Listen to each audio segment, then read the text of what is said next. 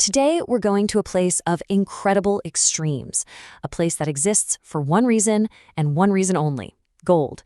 In this explainer, we're heading to Rinconada, Peru, to really understand the hidden human cost of that gold, specifically what life is like for the women and girls who have to endure it. First, to even begin to get your head around this place, just look at this number. La Rinconada sits at 5,400 meters. That's nearly 18,000 feet above sea level. I mean, that is a staggering, almost unimaginable altitude to live at. And living at that altitude comes with a really harsh reality. It's the highest city on the entire planet, but it's completely cut off from the most basic services. Just try to picture it. No clean running water, no sewers, not even reliable electricity, all in a place where it is freezing cold almost all the time. So that's the setup, and it all leads us to the real heart of the matter, the central question we're asking today. In this brutal town, a town built entirely on the promise of gold, what does it actually cost a woman or a girl just to survive? All right, let's start with the first group of women. They're absolutely central to the whole gold economy here, but at the same time, they're pushed to the absolute margins. They're known as the palaqueras. You know, the name itself, from the Quechua word for to pick, it tells you pretty much everything you need to know. Payequeras are women whose entire job is to spend their days picking through these huge piles of discarded rock, just searching for tiny little flecks of gold that the male miners missed. And their reality, it's just brutal. Their day starts at 4 in the morning in the pitch black in sub-zero temperatures. For 6, sometimes 8 hours, they're clambering over these giant, unstable piles of frozen rock. But here's the crazy contradiction. They have this incredible specialized skill for spotting gold that nobody else can see, but their work is completely dismissed. Get this, it's not even called mining. They call it recycling. And this chart just lays it all out, plain and simple. It's a world apart. On one side, you've got the male miners. They work inside the mine tunnels. They've got access to the actual gold veins, and they use machinery and dynamite.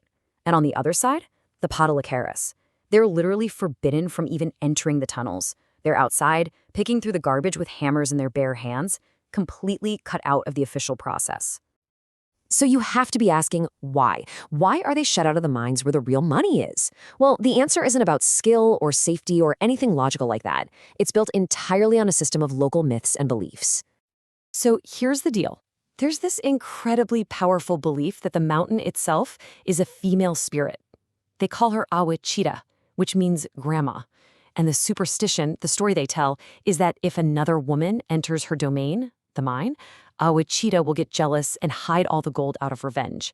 It's this myth that serves as the cultural justification for keeping women out. Okay, so if the main gold mines are off limits to women, where do they find work? Well, many are pushed into another, much darker economy.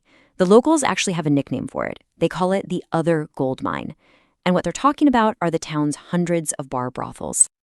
And the scale is just mind-boggling. We're talking about over 250 of these bar brothels operating in this one remote town.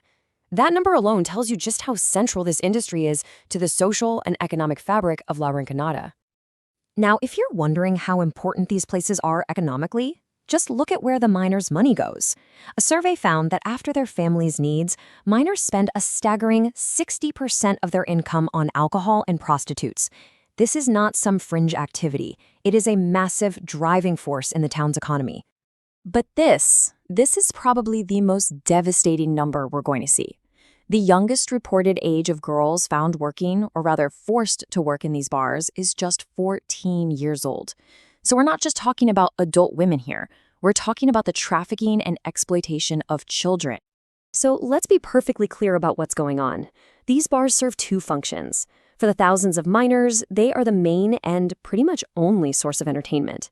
But for the women and girls inside, they are the central hub of a vast sex trafficking ring that preys on them, trapping them in a horrific cycle of exploitation. And now we have to connect the dots. Because the town's myths about the mountain, this toxic bar culture, they collide to create this terrifying cycle of gender-based violence. Just listen to this. This is a quote from a woman miner explaining another deeply held belief. The idea is that the more a man gets drunk, the more women he's with, the more gold he'll find. So this belief doesn't just excuse the exploitation, it actually encourages it. It twists it into a necessary ritual for finding wealth. And this environment breeds a level of violence that is, well, it's hard to even comprehend. This is testimony from a police officer, and he's describing a recurring pattern. A miner feels rejected by a woman in a bar. He goes to his room, he gets dynamite, which is everywhere because of the mines. He goes back, hugs the woman, and blows them both up. And just in case you think that was some horrifying one-off story, it's not. Here's a miner telling almost the exact same story. The fact that different people describe the same horrific act tells you this is a known, terrifying pattern of violence in La Rinconada. It's a symptom of a deeply sick system. So the big question is, how does this keep happening? How do people participate in this system? Well, researchers point to this psychological concept, moral disengagement. It's basically a way for people to rationalize awful behavior. Miners convince themselves that the women want to be there, or they blame the violence on a few bad apples. It allows them to keep going to these bars without feeling guilty, which of course allows the whole horrific cycle to continue. So let's pull all of this back together. Let's talk about what it really means to endure in a place like this. For the women and girls of La Rinconada, what is the actual price of their endurance? And here's the absolute crux of it all. For a male miner, maybe endurance means toughing it out, waiting for that one lucky strike that will change his life. But for the women here, endurance is something completely different. It isn't a journey toward a better future, it's just the daily, brutal act of persisting, of surviving, inside a system that is literally built on exploiting both their labor and their bodies. And that leaves us with one final, really heavy question to sit with. When we look at an ounce of gold, we see its value in dollars. But for the gold that comes from a place like La Rinconada, what is its true weight? What is the actual weight of female suffering that's contained in every single ounce?